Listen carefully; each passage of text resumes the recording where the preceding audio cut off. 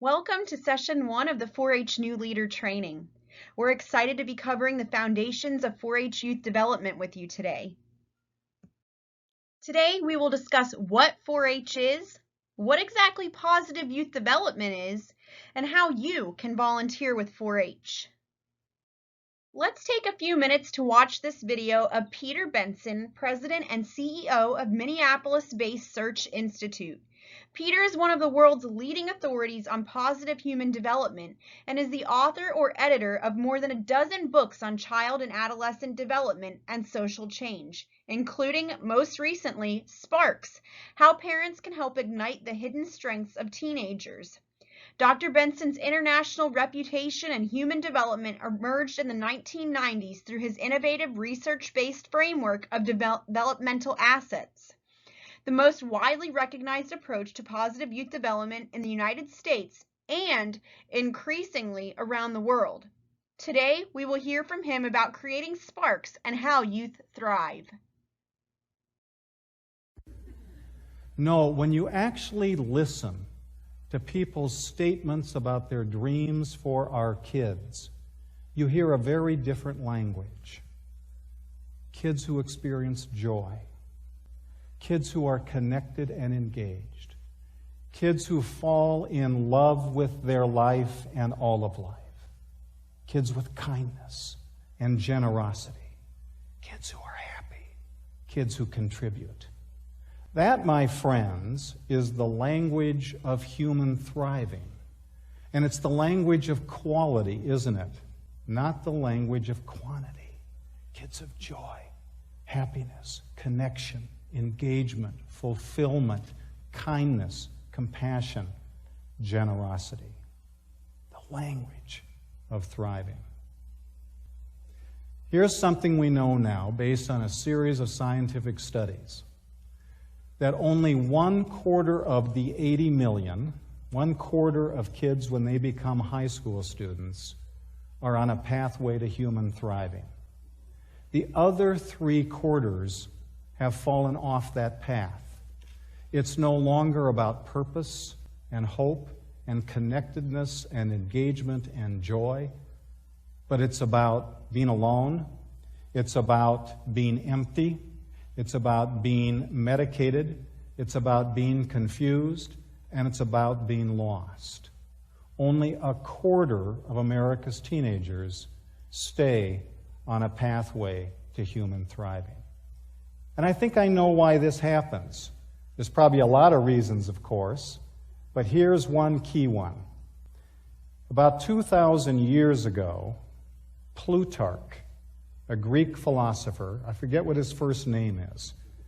Frank, I think. I was thinking it was Frank Plutarch.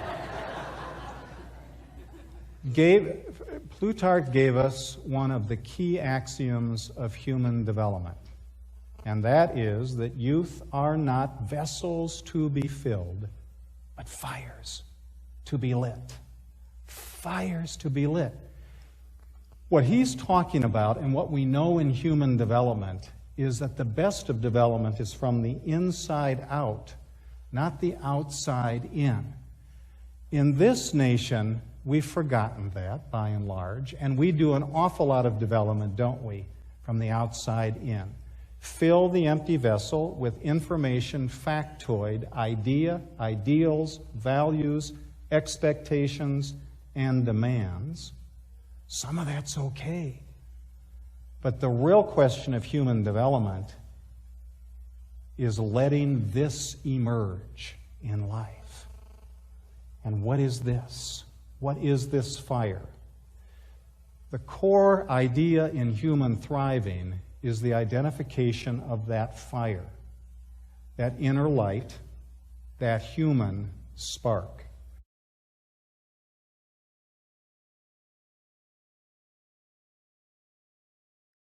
Now that you understand that we are working together to create the spark for youth, let's look more in depth into how it all started with Extension and 4-H, including the organizational structure and the 4-H delivery platforms that are utilized. Extension is the collaboration of state, federal, and county governments that provides scientific knowledge to the general public through educational programs. The Florida Cooperative Extension Service is a collaboration of the University of Florida, Florida A&M University, and state and local entities.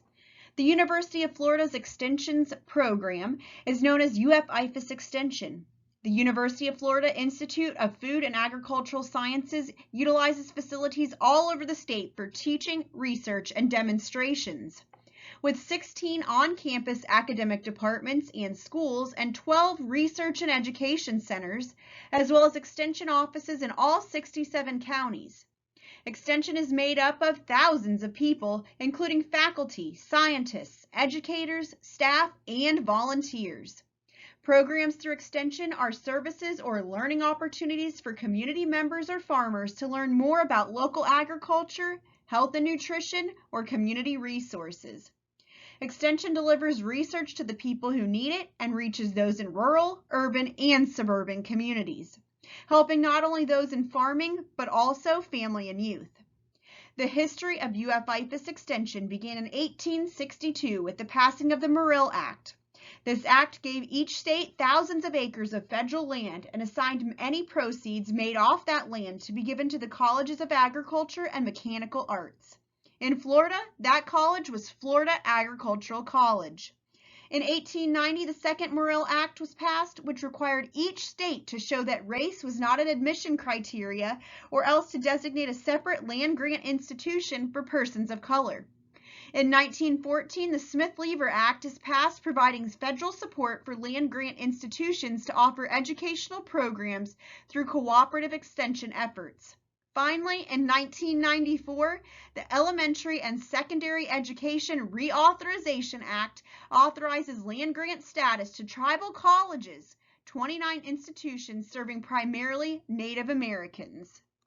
In the late 1800s, researchers discovered adults in the farming community did not readily accept new agricultural developments on university campuses, but they did find that young people were open to new thinking and would experiment with new ideas and share their experiences with the adults.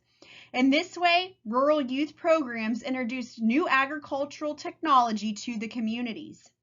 The idea of practical and hands-on learning came from the desire to connect public school education to country life. Building community clubs to help solve agricultural challenges was the first step toward youth learning more about the industries in their community. A.B. Graham started a youth program in Clark County, Ohio in 1902, which is considered the birth of 4-H in the United States. The first club was called the Tomato Club or the Corn Growing Club. T.A. Erickson of Douglas County, Minnesota, started local agricultural after-school clubs and fairs that very same year. Jesse Field Shambaugh developed the clover pin with an H on each leaf in 1910, and by 1912, they were called 4-H clubs. In 1915, about 1,250 boys and girls were enrolled in farm makers clubs and homemakers clubs. In 1917, Alachua, Gadsden, Jefferson, Leon, Marion, and Washington counties joined in with the 4-H programs. As time moved on, the program for men and boys was expanded to include corn clubs, potato clubs, pig clubs, and savings clubs. For the girls, there were canning clubs, poultry clubs, improvement clubs, dairy clubs, sanitation clubs, and savings clubs. 4-H in Manatee County began around 1920. The USDA, National Institute of Food and Agriculture, governs the work of the University of Florida Extension and the Manatee County Board of County Commissioners. In turn, UF and the Manatee County Board of County Commissioners oversees the work of both the 4-H agent and the 4-H Association. The 4-H agent and the 4-H Association work together to meet the needs of their clientele, which include youth ages 5 to 18 and adult volunteers. It is important for us to be able to communicate what 4-H is to our clientele, whether it be youth or adults. In essence, 4-H is a youth development organization for children ages 5 to 18. The 4-H program offers youth the opportunity to learn by doing and continues to work to make the best better. By developing young people who are empowered, confident, hardworking, determined, responsible, and compassionate, seeing a world beyond themselves so that they have the lifelong skills to succeed in college or a career. They engage and educate these youth by teaching them life skills which will assist them throughout their lifetime. They gain these life skills through participating in 4-H clubs or activities, which include research-based experiences including a mentor, hands-on projects, and leadership opportunities. It began with the seed of an idea. In 1902, the Heartland needed folks to embrace new advances in agriculture. But leaders with open minds, strong hearts, and willing hands weren't in abundance. Luckily, kids were. By empowering the next generation to lead, 4-H took root and grew and grew and grew. Grew kids who are confident and strong, who are curious enough to question, and capable enough to find the answer. You stick to a job until the job gets done. You know how to work with others and how to lead. 4-H has kept right on growing. Out of the farms and into the towns, from the suburbs to the cities. Anywhere curiosity roams, then confidence thrives.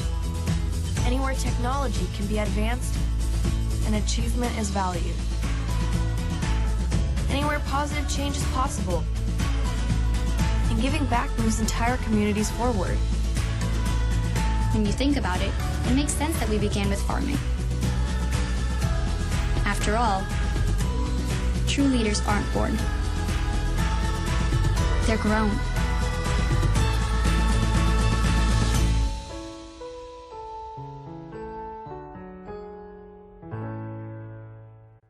The 4-H program utilizes 4 guiding principles. These include positive youth development, partnerships, learning, and of course, youth. 4-H delivers programs to youth in multiple ways.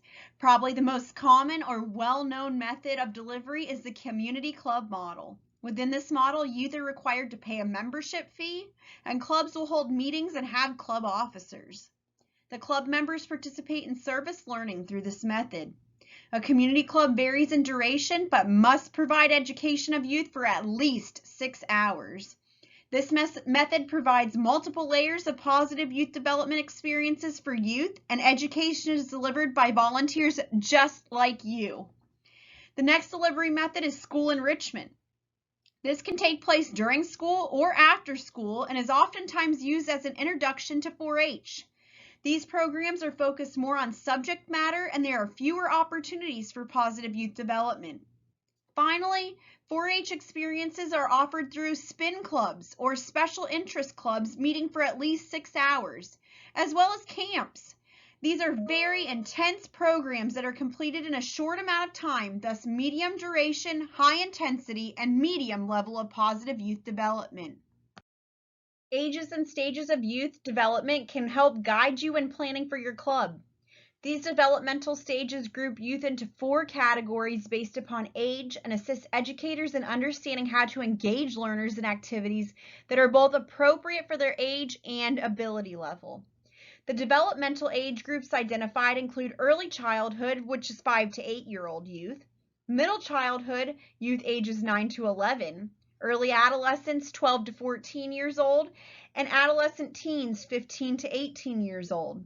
The Ages and Stages approach addresses the physical, social, emotional, and intellectual development of youth within each of these age ranges.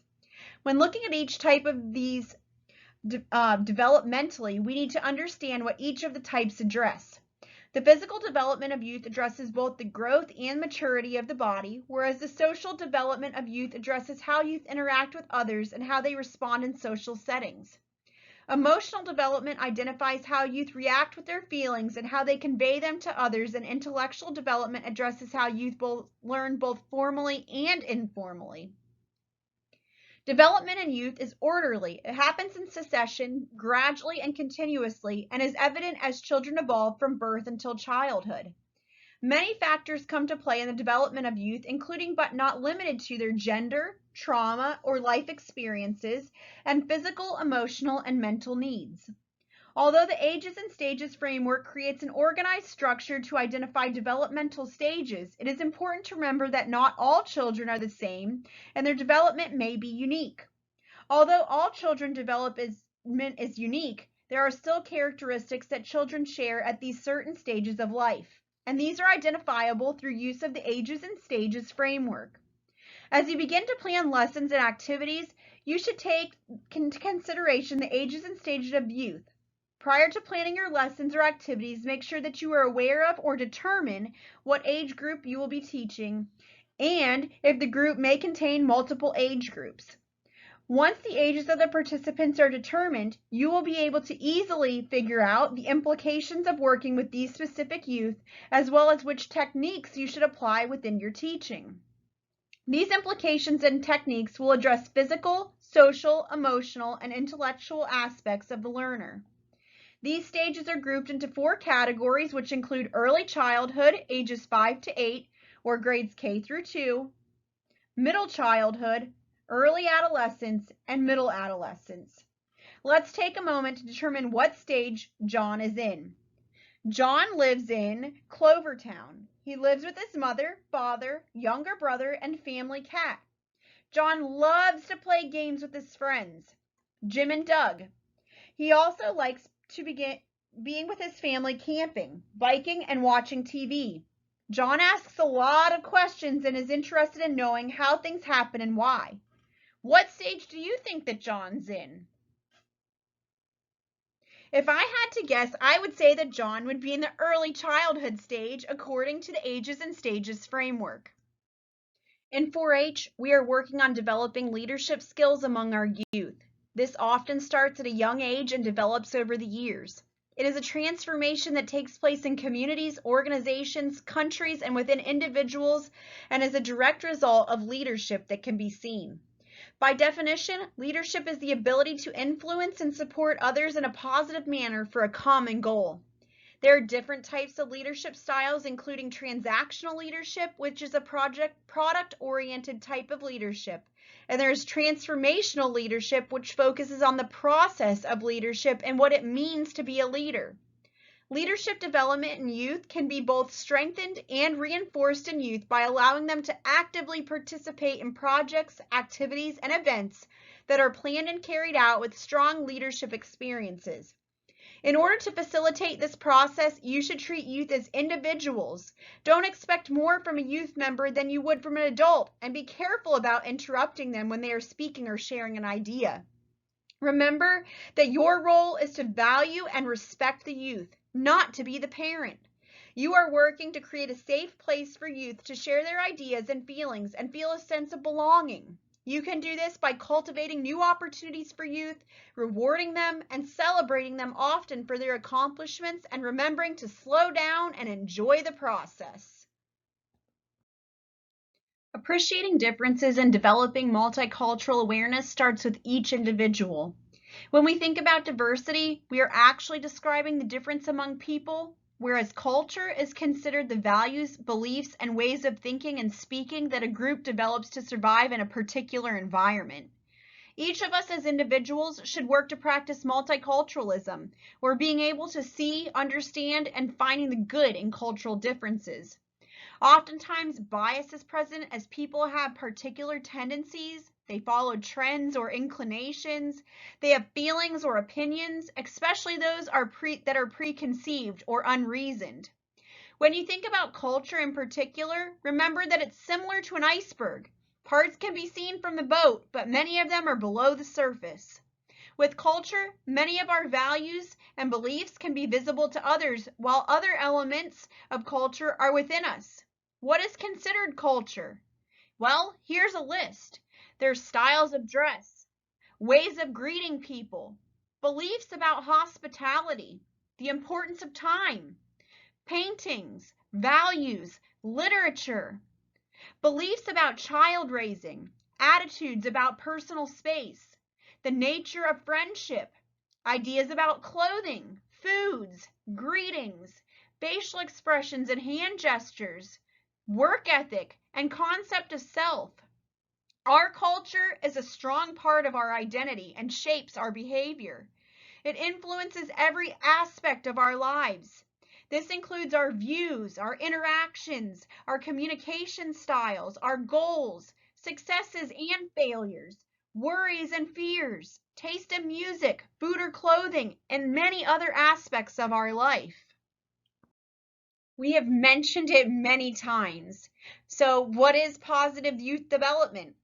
We will now look more in depth into that and talk about what exactly positive youth development includes. What is PYD? What are the concepts of PYD? And how to incorporate hands-on learning within that positive youth development. Positive youth development is a holistic approach that focuses on creating a developmentally appropriate learning setting for young people. Positive youth development strategies focus on forging positive relationships, strengthening academics, soft and technical skills, cultivating trustworthy, safe spaces for youth to learn, and offering youth opportunities to succeed in meaningful ways. Another defining characteristic of positive youth development is that youth are treated as equal partners and engage with their communities, their schools, organizations, peer groups, and families in ways that are both constructive and productive. Positive youth development incorporates partnerships, learning, and youth into the equation. Within PYD, we incorporate social, emotional, cognitive, physical, and moral development of youth to meet the challenges of adolescence with the outcomes of becoming competent, caring, contributing adults. We do this by developing life skills, practicing youth-adult partnerships, appreciating diversity, developing essential elements, understanding the ages and stages of youth, and developing leadership skills. A skill is a learned ability. Life skills are those competencies that assist people in functioning well in the environments in which they live. Youth development professionals are concerned with helping youth become competent in the life skills that will prepare them for the transition to adulthood. Helping youth meet their basic needs and develop the competencies important to their immediate and future successes is the role of 4-H youth development professionals. 4-H focuses on developing skills that are healthy and productive for both youth and their communities. Positive youth development programs identify the skills within 5 targeted competency areas that are appropriate to the age of youth in the program and offer experiences to teach these skills. Because skills are best learned through practice, many experiences that teach or reinforce skills must be provided.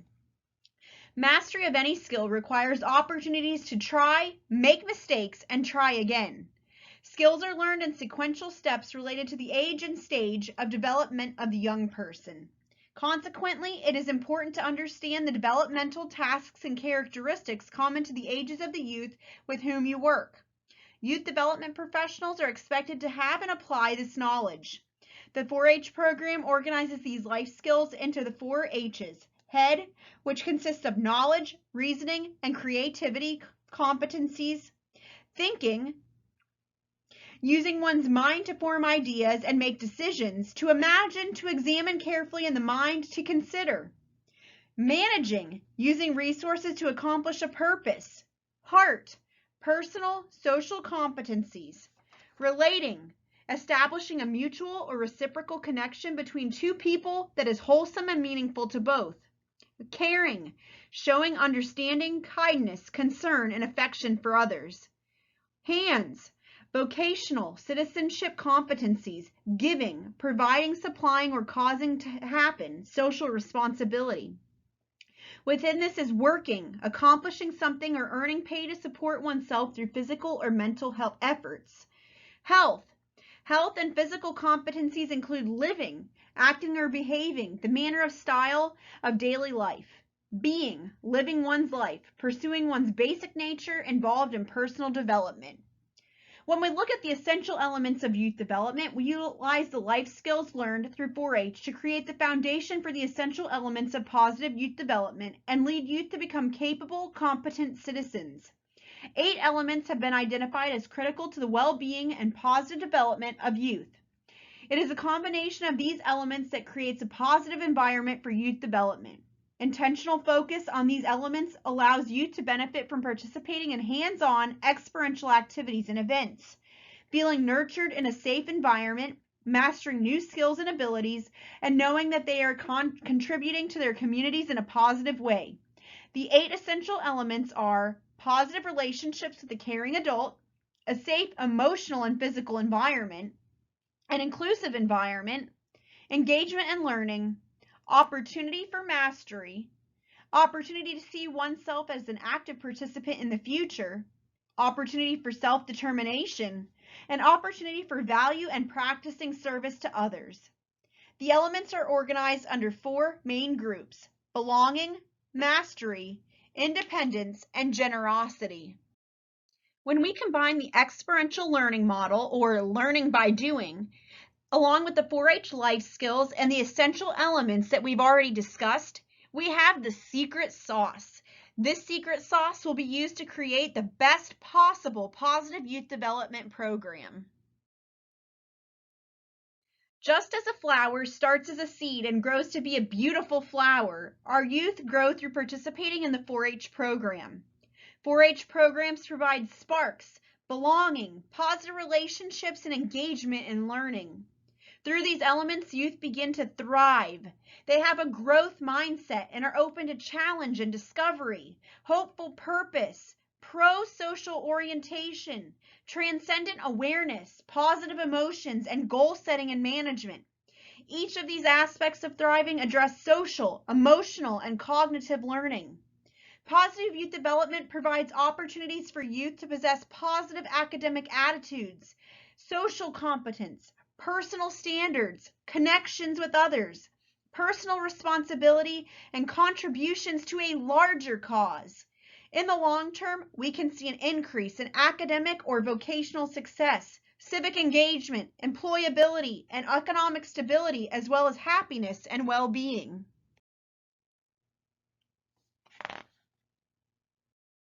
I want you to take a moment and think about a youth in your club. Create a demographic profile for your mythical youth member. How would you meet the needs of that youth? You can pause the presentation here to jot down some ideas. When we work to meet the needs of youth, we need to take into consideration the negatives that youth are oftentimes offered and how we can offer them that same thing, but in a positive way. Let's take a look at this chart to compare our negatives versus the positives. So the negative ways that youth are approached with belonging would be things like gang loyalty, when they're craving attention, acceptance from others. Sometimes they become promiscuous, or they're clinging to those people that are around them that might be negative influences. They're acting overly dependent on certain people or things. How can we change that into a positive? We can provide a space that's loving. They can feel attached to a group, a positive group. We can be friendly, offer intimate places where they can make friendships, where it's not a forced thing. We can provide them a social aspect of our 4-H clubs, allow them that time and recreation to be social with their peers. We can work cooperatively with them and allow them to work cooperatively with other youth. We can create an environment where they can trust the adults and the youth that they're working with. When we look at mastery, sometimes youth feel the need to be overachievers. That then creates them, sometimes youth are arrogant. They tend to seek risks. They cheat on things to make sure that they are achieving those goals. They become workaholics. They have delinquent skills.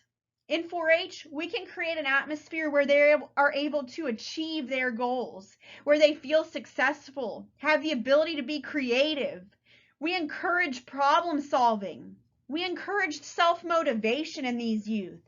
We create persistent opportunities for them. We are persistent in allowing them to come to us for different opportunities and options of mastery. They become competent in subject matter. When we look at independence, those youth with negative aspects of independence become dictatorial. They are reckless, bullying, sexual prowess, manipulative. They oftentimes become rebellious and defy authority. But when we allow that independence through a 4-H program, they're autonomous. They can become confident in what they're doing. They're assertive because they have that knowledge and the independence to be assertive. They're responsible citizens. They have self-control and self-discipline and the opportunity to be leaders. Show those leadership skills in different aspects of the 4-H program. Finally, with generosity, our negative generosity would be they're over-involved, they're playing a martyr, or they're codependent. Where in 4-H, they become altruistic, caring, sharing, loyal. They're empathetic to others, pro-social, and supportive. We really need to work together to provide those positive opportunities for youth so that they can become better citizens, better community members, better friends, and better 4-H members. How do you view the youth that you work with? Youth can be viewed as objects, recipients, and as partners. When youth are viewed as objects, adults often feel that they know what's best for young people and control the situation in which they allow them to be involved in activities. When you view youth as recipients, young people take the part in the decision making because they think that the experience will be good for them. But when adults view youth as partners, adults respect the young people as having something significant to offer now, and youth are encouraged to become involved. 4-H provides opportunities for and encourages adults to learn how to be partners with youth. When taking part in youth-adult partnerships, everyone is working together to achieve common goals. But what does this really require? It requires a caring adult who can provide knowledge, experience, and access to resources. It requires a youth member with fresh ideas, new perspectives, energy, enthusiasm, talents, and needs. Take a moment and think about this. Sally has letter writing skills and wants to write a letter to the mayor asking for permission to do a citizenship project. What should you say? Pause the presentation, think about this, and write it down. What would you say to Sally? How could you provide that positive youth-adult partnership? If you didn't have the opportunity to watch this entire presentation previously, take that opportunity now and learn more about the thriving formula and how you can use it in your 4-H programs.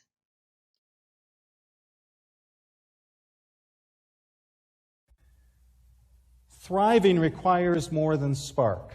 We've worked to develop a scientifically grounded model of human thriving that is spark plus 3 spark champions, preferably somebody in family and school and in community who is a spark champion. They see it in you. They name it. They affirm it. They run interference. They find you opportunities. They talk about you and your human spark. And then the critical nature of opportunity to express the spark. Great things happen, my friends, when kids experience these 3 ingredients. And the science is really profound. Spark plus champions plus opportunity, school success skyrockets. Engagement in school skyrockets. Compassion for others rises. A sense of purpose rises. Violence decreases. How could it be otherwise? We're talking about the process of human thriving in the world. And now here is where it falls apart. Do kids have 3 champions? Not very often. Barely 1/2 of our kids in America say their family knows and nourishes the spark. Only 1/3 say anybody in their school names, knows, and nourishes the spark. And in the broader community of congregations, synagogue, youth programs, playgrounds, and neighborhood, only 1/4 of kids say anybody knows my spark. And then there's the opportunity gap. That's huge. The mismatch between how kids name spark, particularly in the creative life, and the opportunities for that to be nourished in community. The Thrive approach is our approach to positive youth development. Thriving is a forward, purposeful motion towards achieving someone's full potential. Thriving is based on achieving the optimum rather than on the avoidance of negative outcomes. At its core, the relationship between caring adults and young people are critical to youth realizing their full potential or thriving. If we combine multiple aspects of the 4-H program, we can ultimately create a spark in our youth. Our sparks are the 4-H projects that we offer. When we incorporate our 4-H project along with 4-H champions, which are people like you, volunteers, mentors, staff, and faculty member, with opportunities, we will be able to see youth thrive. Think about this. What's your spark? Who knows it? How can I help with your spark? Where do you express it? What gets in your way? Jot down your answers to these questions. Pause this presentation if you need to, but think about your spark and what helps you to express your spark to others. You're here because you want to volunteer with 4-H. So let's check out the new volunteer responsibilities and requirements. For individuals who would like to volunteer as a club organizational leader, project leader, activity leader, association member, committee member, event judge, or event chaperone, you must complete the new 4-H volunteer requirements. These requirements are to complete the new leader application, interview with the 4-H office, enroll yourself into 4-H Online. That's v2.4honline.com. Complete your references with your 4-H Online volunteer profile. Attend and complete the new leader volunteer training series, which you are doing right now, and receive approval from your county 4-H office. All volunteers are appointed annually. Any volunteer who is appointed and approved is expected to do the following. You need to implement 4-H culture and policies into your clubs. Follow and implement code of conduct during every 4-H meeting, event, and workshop. Remember that you, as well as every youth, has signed the 4-H code of conduct. It is our responsibility to enforce that code of conduct so that we make sure to create a positive environment where youth feel safe to learn. You provide supervision, guidance, and recognition of youth. You can help members plan and make decisions, help conduct meetings and club activities. Secure locations for your club meetings. You can communicate with families, communicate with the 4-H office. Make sure that you turn in your paperwork on time. This is for our reporting purposes and yours. You help disseminate information about the 4-H program. Very important to complete the UF Youth Protection Training YCS 800 annually. This can be found in your 4-H Online profile under Trainings. Finally, you can attend the Volunteer Roundup, which is mandatory every year to attend, as well as other trainings offered by your 4-H office. During this class, you've learned about the history of extension in 4-H, as well as the organizational structure and principles of the 4-H program. You've learned about positive youth development and its concepts, as well as what volunteering with 4-H looks like. If you need more information or help with any of the things that we've discussed today, please feel free to contact the Manatee County 4-H office. Visit us on Facebook. Check out the other resources pages, Florida 4-H, the National 4-H, Manatee County Youth Fair, or Florida 4-H Curriculum. We are always here to help, so just reach out to us, email us, call us on the phone, or stop by to ask any questions that you might have. We are here to support you. We cannot thank you enough for being a part of the 4-H volunteer program. Following this presentation today, we challenge you to be a catalyst and spark champion for positive youth development in your county, district, state, and nation. It's our opportunity to find 4-H members and youth in the community and start the spark dialogue. What is your spark? I'm dying to know. You can ask that to any youth and help them to find that spark within themselves. We look forward to talking to you in session number 2 to teach you a little more about the Florida 4-H program.